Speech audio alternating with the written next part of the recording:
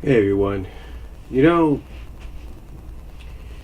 yesterday I watched a video by a Mr. A Sonic fan, and I've watched some videos from Night of the Wind. And to say that, you know, how do I put this? I think one did a video on why they quit the comics, and another was more like what's going on or what happened. And there was one story that both brought up as an example of basically the comics kind of going downhill for a while, and that was Line of Succession. And to say Line of Succession, which was issues 155 to 156 of the Archie Sonic comic run, are two of the most infamous and confusing, controversial, and continuity warped stories, would be saying something. Here's the gist, guys. Here's the gist. You see, this all actually started when you think about it. This all actually started a little after issue 75. The comic was going through a variety of different writers, trying different ones out, going back to established ones, trying some new ones. And one of the writers they had that took the helm of the Sonic comic, well, Ken Penders, was off working on the spin-off for Knuckles the Echidna and doing some world building there. One of those people was Karl Bollars. Now, Karl Bollars, and that's Karl with a K, decided to change things up a bit, spruce things up, kind of take the comic in a different direction. Karl was more of a, how do I put this, more of a fan of the kind of comic book stories that really focused on drama, romance, and intrigue. Basically, he was more of a, let's put it this way. You take the stories that sometimes you get from Marvel and DC, and you're wondering, why are they focusing on this instead of that? Or, well, focusing on that instead of this. You know, why are they doing that? Like, you know, Marvel at times could focus mostly on the romances that involve various X-Men characters, or various Avenger characters, or various other established characters like Spider-Man and MJ, you know, Mary Jane, you know, Spider-Man and Black Cat, Spider-Man and Gwen Stacy, stuff like that. Iron Man and Pepper Potts, or Iron Man and his other love interest, Jennifer. You get what I'm saying, right? You kind of get what I'm saying. Even the Fantastic Four would get that, like with Reed and Sue Richards. The point is, Karl Bollars was that kind of person that focused more on that kind of stuff, to where you had your action, you had your adventure, but alongside that, you had the intrigue of the romances, the shipping. Now, I'm not saying that romance and shipping are a bad thing. I mean, heck, I'm one of the biggest Sonic Sally shippers and supporters in the fan base. Heck, I support Rarity and Spike in My Little Pony Friendship is Magic. But the point is, you know, but what I'm saying is there is nothing wrong with shipping. There isn't.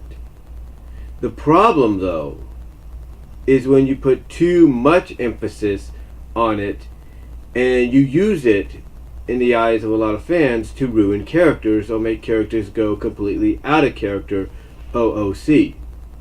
Thus is what happened with characters like Miles Prower, aka Tails. What happened to even Sonic himself.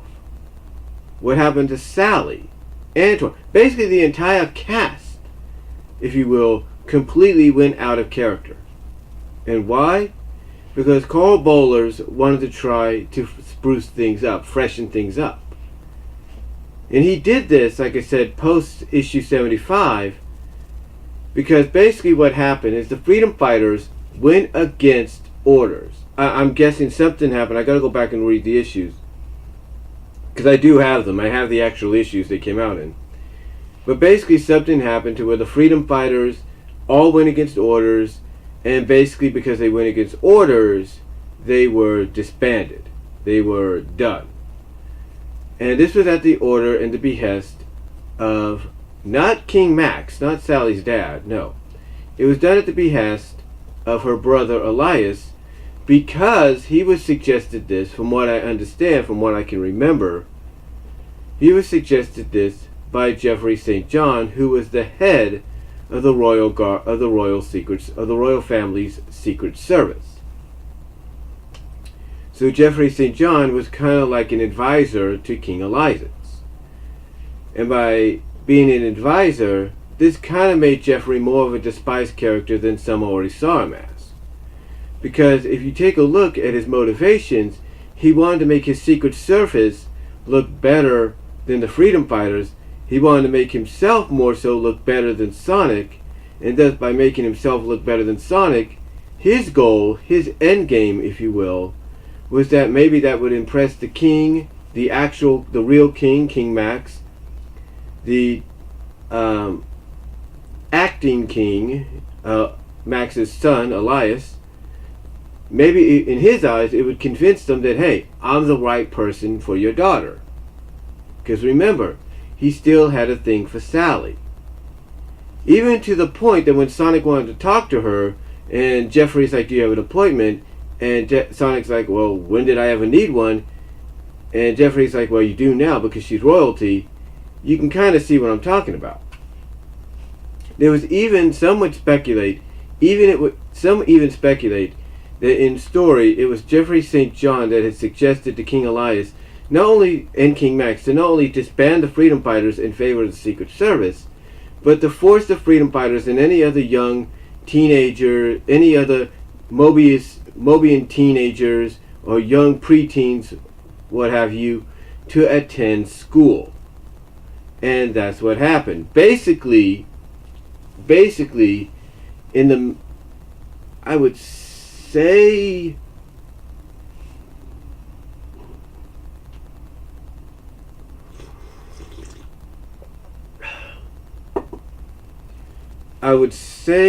between the mid-80s,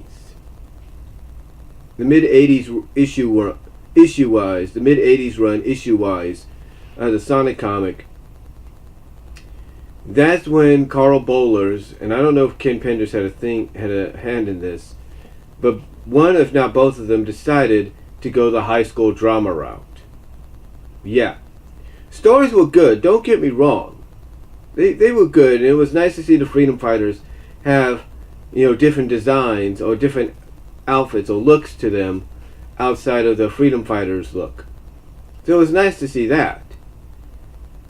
The only problem was this was kind of really the catalyst of what was to come. You see, just like with Line of Succession, Karl Bollars finally, I wouldn't say was removed, but basically Ken Penders found enough time once again to focus on being the head writer of the Sonic comic, and decided to kind of fix a few issues that Karl had made. One of them was, of course, Sonic and Sally not being together, because he was teasing, Karl Bollars that is, and maybe a little help with Ken Penders, but mostly Karl Bollars was teasing a love triangle between Sonic and a new character called Mina Mongoose.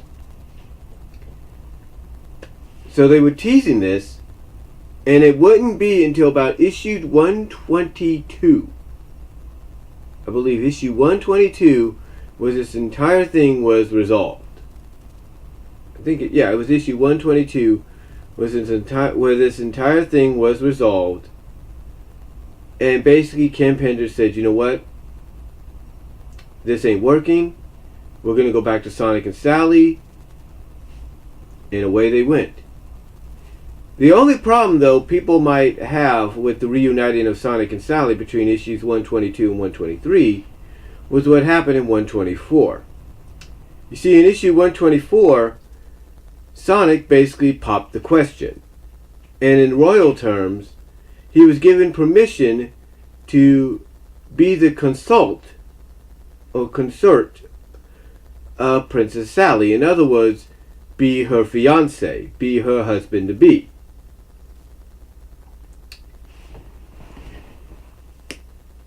Okay, just taking my time there.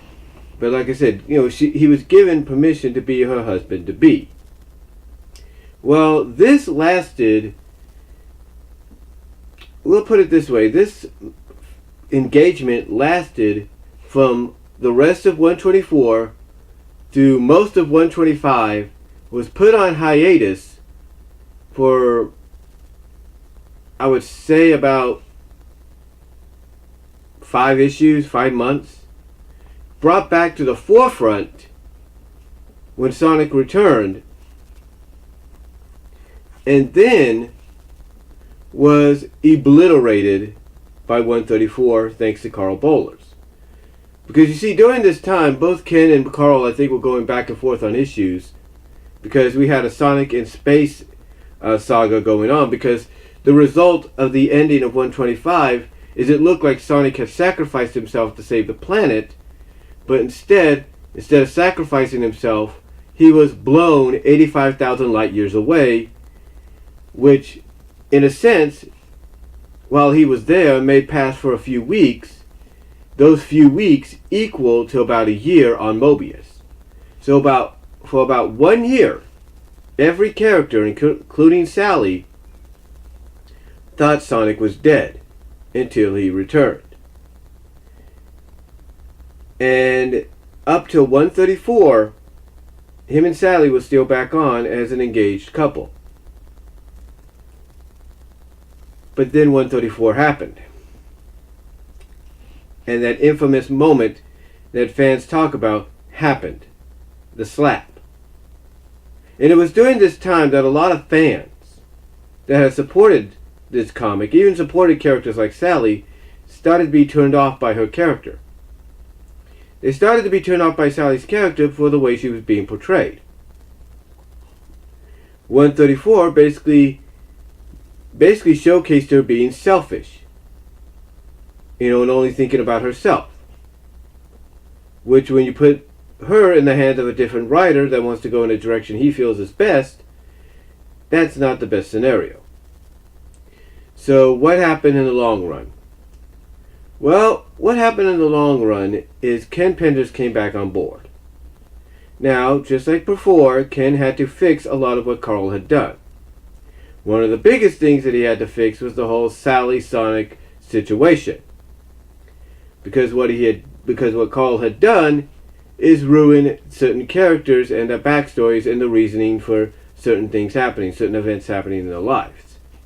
One example is Bunny and Antoine no longer being a couple, basically breaking things off, because according to what Karl Bollars had put in, Antoine had changed when he got wounded in battle.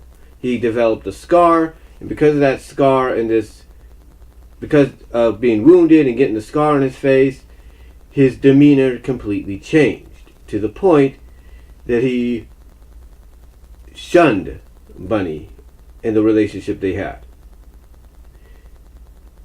And Ken Penders, like a lot of fans, did not like this. So what did Ken Penders do? Ken Penders decided in 155 and 156 to reveal the truth. But what's funny is Ken Penders decided to reveal this truth even sooner. Because you come around issue 150 and 151, and we find out that basically the Antoine that's in Mobius Prime, where Sonic and the Freedom Fighters are, you get the clue that he's not the real Antoine, because the Antoine, the evil Antoine that Sonic encounters, the anti-Antoine, is the real Antoine, and you see this through some thought bubbles. Yeah, you see this through some thought bubbles, that this Antoine in the anti-Mobius, the evil Mobius world, is the real Antoine Prime, while the one in Mobius Prime is not. And Ken Penders decides to clean this up by basically having it revealed that the reason the king was getting sick and getting ill after coming back from a world tour that Antoine, if you will, had accompanied him and his wife on, the reason he was getting ill from that is because evil Antoine had had injected some poison into, or mixed in some poison into some of the food and drink that the king was partaking in. So, long story short, Elias comes back after having a talk with his wife, because Sonic at first tried to convince him to do so, or convinced him to come back, and he wouldn't. But after having a discussion with his wife, he decided the best thing to do is to do the right thing, and that's reclaim the throne, because he is, in a sense, the rightful ruler and the rightful first in line to the throne, because he is the oldest. And that's how we find out that the Antoine in the Prime world is not the real Antoine, because basically Sonic sees something sticking out of Antoine's hand as he's going to shake Elias's hand out of Antoine's sleeve as he's getting ready to congratulate Elias on becoming king. Notices it's a hypodermic needle, and basically starts putting all the pieces and clues together when he sees how this Antoine is combating him, and realizes, you ain't. That basically adds up, you ain't the real deal. You're that anti-Antoine. I don't know how you got here, but we're sending you back. So that's what happens. He beats the anti-Antoine, sends him back, gets the real Antoine, reunites him with Bunny, and there you go. And Bunny doesn't bat an eye about this. You know, she's happy to see Antoine again. And again, she doesn't really bat an eye, because obviously being at the wedding and seeing and hearing and witnessing what went down, basically she realizes, hey, Antoine does still love me. It was just, I was fooled like everybody else by this fake Antoine. So yeah, that's basically where this whole situation comes into play. Well, that's how this whole situation came about. And it would take a long while, because Line of Succession actually turned out to be some of the final stories Ken Penders would write for the Archie book, and by doing so, he decided to slowly start the process of repairing Sonic and Sally's relationship by making them become friends again, start teasing them perhaps there could be something more, and then by the time Ian Flynn took over, Ian Flynn decided to take the reins and go even further with that, and come to 22, well, you know the rest, if you caught up to the book by then. But yeah, Line of Succession came about because Karl Bollars, who was one of the head writers, or one of the co-writers, decided he felt he wanted to go in a different direction that he felt was better. There was also word that he didn't like Sonic and Sally's relationship, just a whole bunch of stuff. And Ken Penders was like, nope, you're a good writer, but some of these decisions you made, they don't work with me, they don't work with the fans. So, yeah. I mean, you even have him having Sonic. I mean, Ian even had to clean up the situation with Sonic and Tails, because Tails, even up to Ian's run, continuity-wise, was still upset that Sonic had dated Fiona. So long story short, in the long run,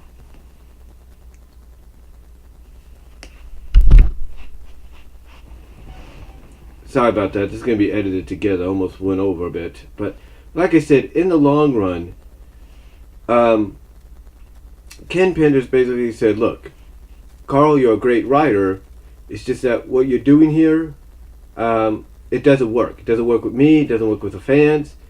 And then, like I said, it even took Ian Flynn taking over after Ken Penders to really clean up a lot of the mess not only Penders left behind, but what Bollers left behind.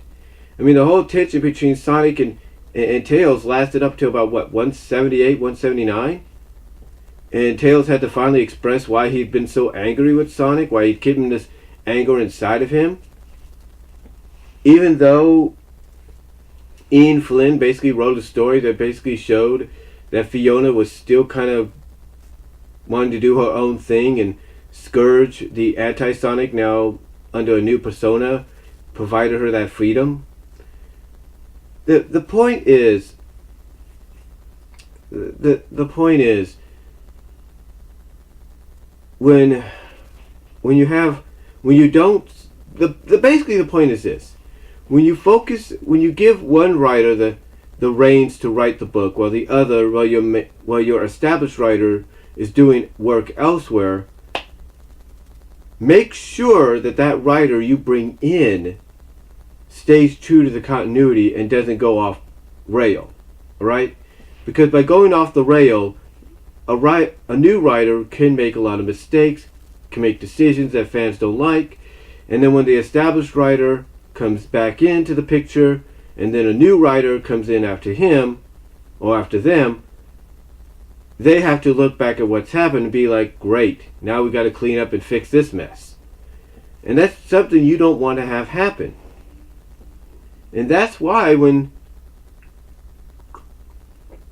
you think about it, that's why the Sonic comic got so confusing and weird and unusual in the eyes of a lot of fans like Night of the Wind and A Sonic Fan. Because of the fact that you had one writer who wanted to go in one direction and another writer wanted to stay on the right path that he felt was best. And then you have Ian Flynn coming in, and just like with Ken Penders, looking at what Penders had left behind, and most importantly looking at Bollers left behind, and being like, great, now I gotta fix this. I mean, you can't tell me Ken Penders didn't feel like that when he saw what Karl Bollars had done. You know, he's like, great, now I gotta do this, I gotta fix this. I mean, Karl Bollars even had Sonic kind of flirt a little bit in a relationship kind of deal with Bunny Rabbit. Now, not saying that Sonic and Bunny ship has never been teased and thought of by the fans before, but fans had become, since issue 46, I believe,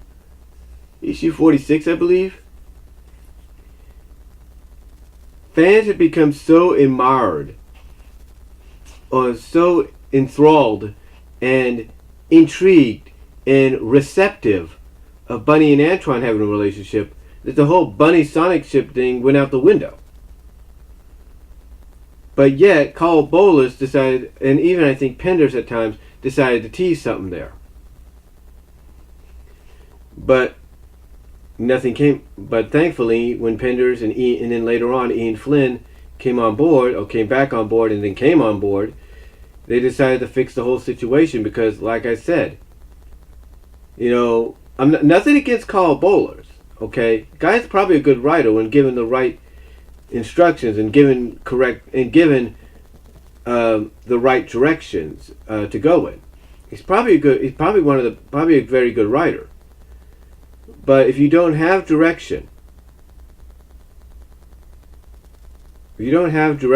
whatsoever, and you don't stay within the continuity perspective of what was already established, then you're going to pretty much have people not.